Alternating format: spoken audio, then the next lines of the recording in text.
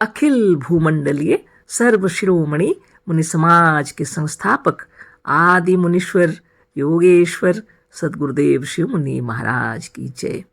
उपस्थित मुनि वृंद, साधु सज्जन वृंद, संत वृंद, साधक वृंद, आध्यात्म ज्ञान के जिज्ञासुओं और प्रेमियों, सभी श्रोता वृंद, आप सभी को मेरा कोटिशः नमन, सप्रेम जय जीव। तो आध्यात्मिक चर्चा चल रही है और हम लोग सदगुरुदेव शिव मुनि महाराज रचित ग्रंथ यजुर्वेद सूक्ष्म के अंतर्गत अध्याय 2 पर चर्चा कर रहे हैं। शीर्षक दिए हैं सदगुरुदेव शिव मुनि महाराज यजुर्वेद के संहिता भाग में अद्वैत वेदांत, और पढ़ रहे हैं इसी किताब के अंतर्गत गुरुदेव के जो भाष्य किए हुए हैं और स्वामी दयानंद जी ने क्या गलती किए हैं, ये सब गुरुदेव हम लोग को दिखा रहे थे और उसी को हम लोग देख रहे थे, पढ़ रहे थे। आगे से पीछे और पीछे से आगे, जहाँ के तहीं रह जाने पड़ते हैं ना। अभी पीछे नहीं लूटेंगे, हाँ, पढ़ते हुए आगे निकल जाते हैं। हाँ, बहुत समझा है, पढ़े हम लोग, लेकिन इसको पढ़ने से जाके आगे की बात अच्छी होगी। तत् एजति तत् न एजति, वह ब्रैकेट में लिखे हैं, कभी कांपता है और कभी नहीं कांपता है। स्वामी जी ने कहा है कि वह ब्रह्म मूढ़ की दृष्टि में कांपता जैसा है। मंत्र के किस शब्द का अर्थ है कि वह ब्रह्म मूढ़ की दृष्टि में कांपता है? पाठकगण मंत्र को बार बार देखकर, बार बार पढ़कर देखें, मंत्र के किस वाक्य का यह अर्थ है।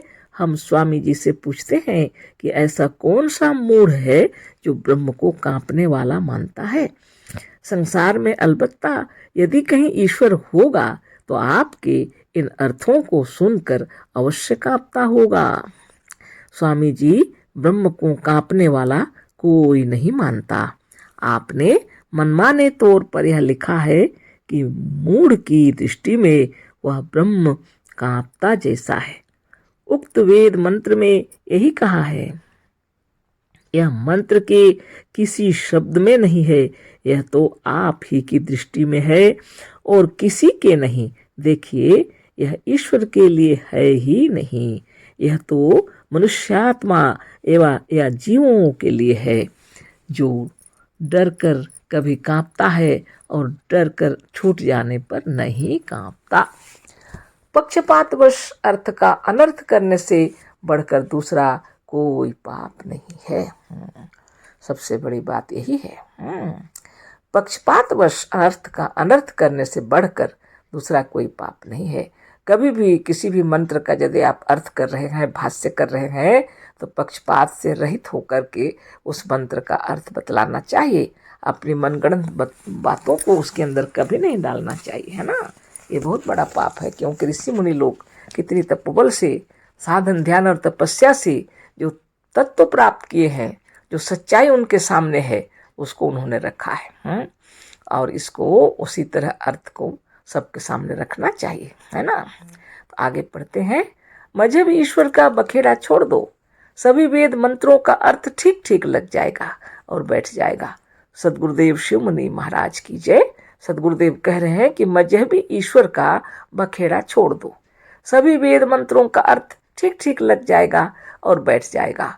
वेद के मंत्र से जब मजहब ईश्वर का वर्णन सिद्ध करने का यत्न किया जाएगा, वेद के मंत्रों में जब मजहब ईश्वर का वर्णन सिद्ध करने का यत्न किया जाएगा, तो वेद मंत्रों का अर्थ किसी तरह से नहीं बैठेगा और अंत में मजहबी लोगों को मंत्रार्थ को और उन शब्दार्थ को तोड़ फोड़ और मरोड़ कर अर्थ का अनर्थ करना ही होगा।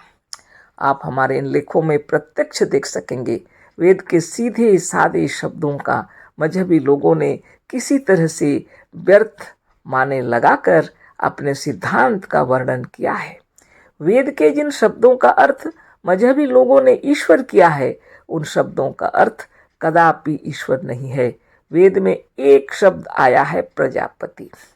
इसका अर्थ सभी मजहबी लोगों ने ईश्वर किया है, पर इसका अर्थ ईश्वर कदापि नहीं है।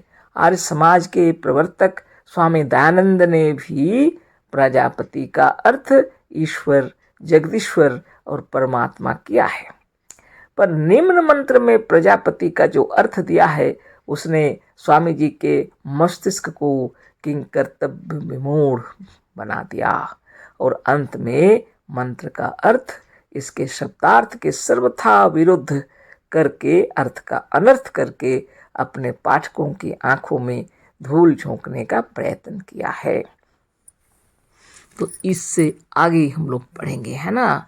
वैसे तो अध्याय 1 में इस विषय पर चर्चा हो चुकी है, लेकिन सद्गुरुदेव समझाने के लिए अध्याय 2 में फिर इसको डाल दिए।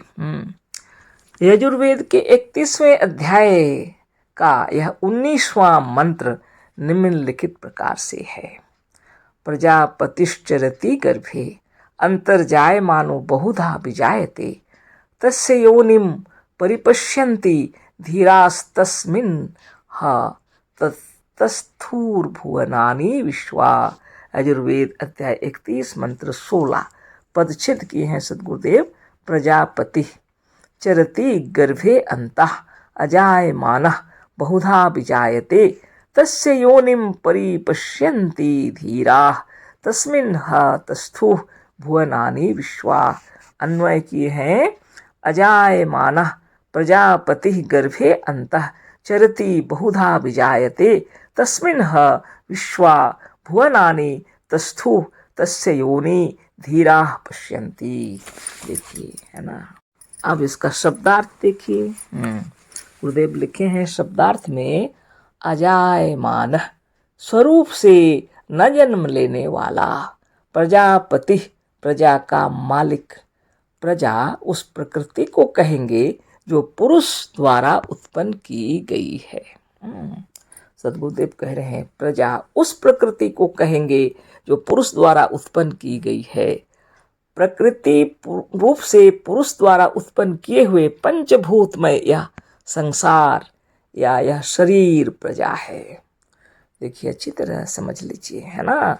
प्रजा उस प्रकृति को कहेंगे जो पुरुष द्वारा उत्पन्न की गई है। प्रकृति रूप से पुरुष द्वारा उत्पन्न किए हुए पंचभूतमय यह संसार या यह शरीर प्रजा है। यह शरीर, यह संसार क्या है? प्रजा है। इस संसार या शरीर को अपने संकल्प से चलाने वाला, इस पर शासन करने वाला या इसका मालिक जो यह जीव है वही प्रजापति है।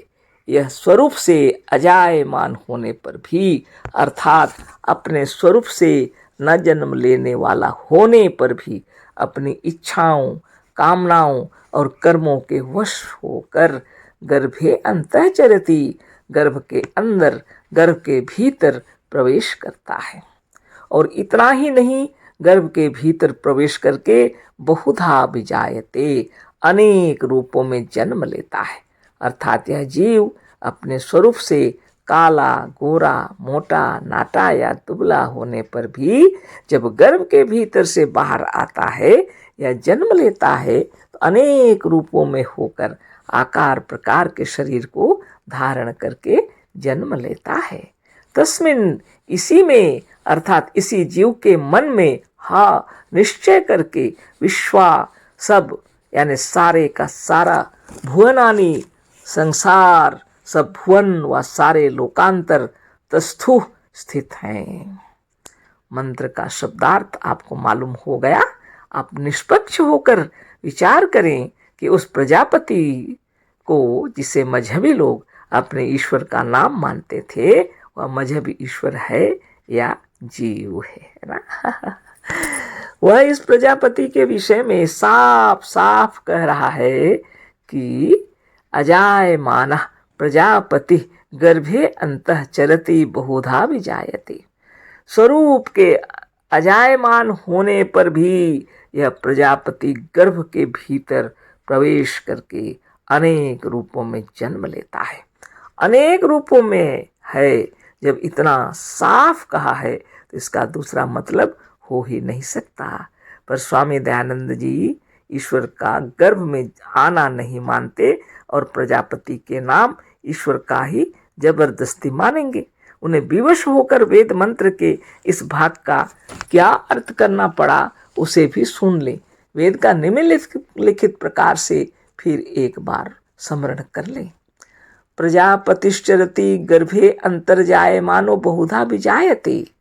मंत्र के इस इतने भाग के बाद वेद में भी पूर्ण विराम है। अब इसका अर्थ या भावार्थ स्वामी जी क्या करते हैं उसे भी देखिए। स्वामी जी इसका अर्थ बतला रहे हैं। जो यह सर्वरक्षक ईश्वर आप ना उत्पन्न होता हुआ अपने सामर्थ्य से जगत को उत्पन्न कर और उसमें प्रविष्ट होके सर्वत्र विचरता है। यह अर्थ है स्वामी जी का। अब आप ही सोचें कि पाठकों की आंखों में प्रत्यक्ष रूप से धूल झोंका गया है या नहीं। क्या यह पूर्वोक्त मंत्र का अर्थ किसी तरह से हो सकता है? कभी नहीं।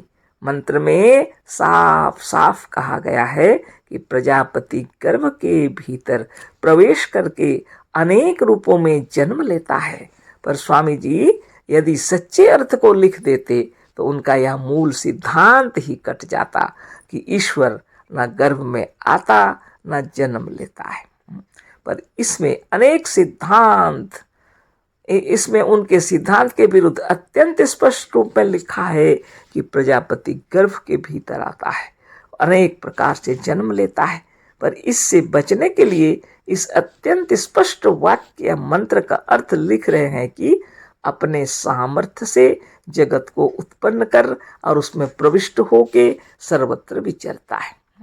धन्य हो स्वामी जी, मंत्र में कहा गया है कि प्रजापति गर्भ के भीतर प्रवेश कर अनेक रूपों में जन्म लेता है और आप कहते हैं कि ईश्वर अपने सामर्थ्य से जगत को उत्पन्न कर उसमें प्रविष्ट होके सर्वत्र विचरता है।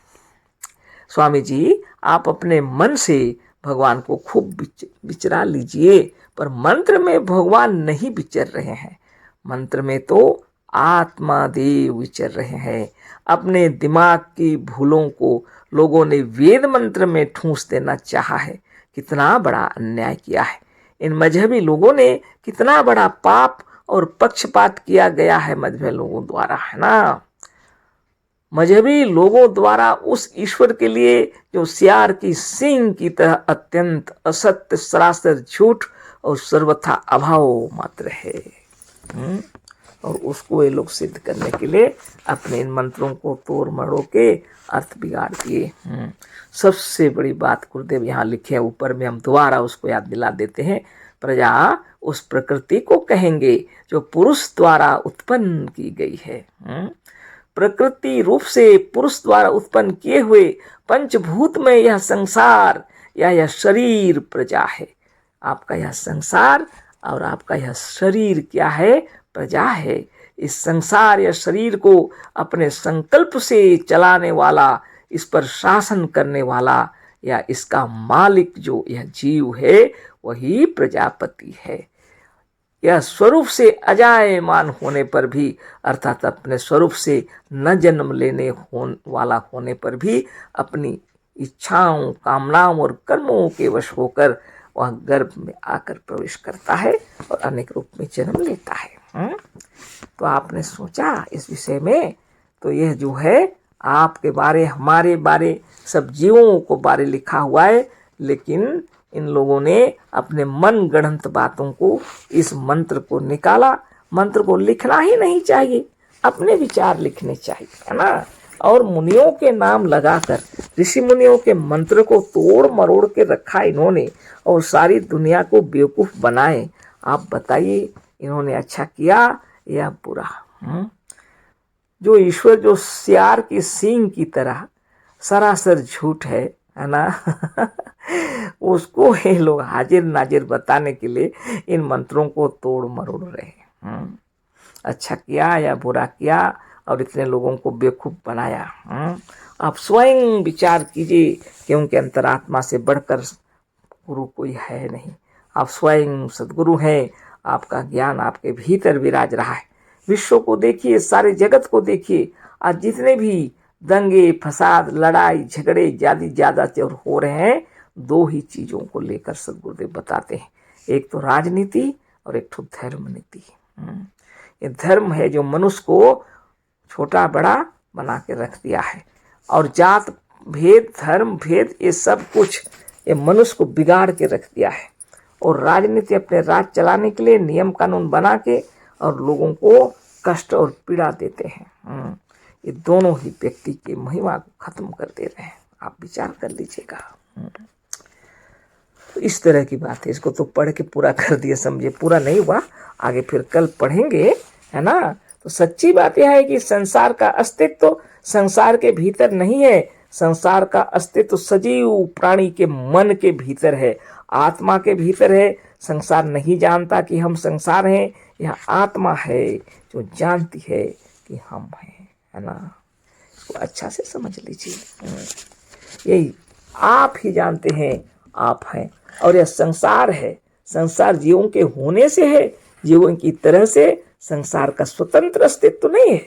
अस्ति का अर्थ है अस्ति का भाव, अर्थात है का भाव। है तो को अस्तित्व कहेंगे। इसे अस्तित्व को अंग्रेजी में एग्जिस्टेंस कहते हैं। एग्जिस्टेंस होना, हाँ एग्जिस्टेंस कहते हैं ना। तो कहने का मतलब आगे डिक्शनरी में लिखा हुआ है। और एग्जिस्टेंस का अर्थ अंग्रेजी की डिक्शनरियों में लाइफ लिखा हुआ है ना। तो लाइफ का अर्थ है जीव या जीवन। इसका क्या अर्थ हुआ? इसका मतलब यह कि जीव, जीवन या आत्मा का ही अस्तित्व है, जड़ संसार का नहीं। वास्तव में जड़ संसार का अस्तित्व नहीं है। जड़ संसार जीव संसार या जीवों के मन में है, इसी की कल्पना में है। यही यहाँ के ऋषियों, मुनियों और वेदों, उपनिषदों और वेदांत वाक्यों का सिद्धांत है ना। तो आज हम लोग इतना ही चर्चा करेंगे और इस तरह से यह चर्चा आज पूरा कर देते हैं। कल आगे फिर पढ़ेंगे। आप विचार कर लीजिए, है ना। और जहीं भी भूल चूक हुई है पढ़ने के लिए उसको क्षमा प्रदान करेंगे। और अपने इतना जानिए कि आप ही ब्रह्म है, इसी को बताने के लिए सदगुरुदेव आए थे। सदगुरुदेव शिव मुनि महाराज की जय। सब प्रेम जय जीव। अशेष धन्यवाद, कोटिशः नमन।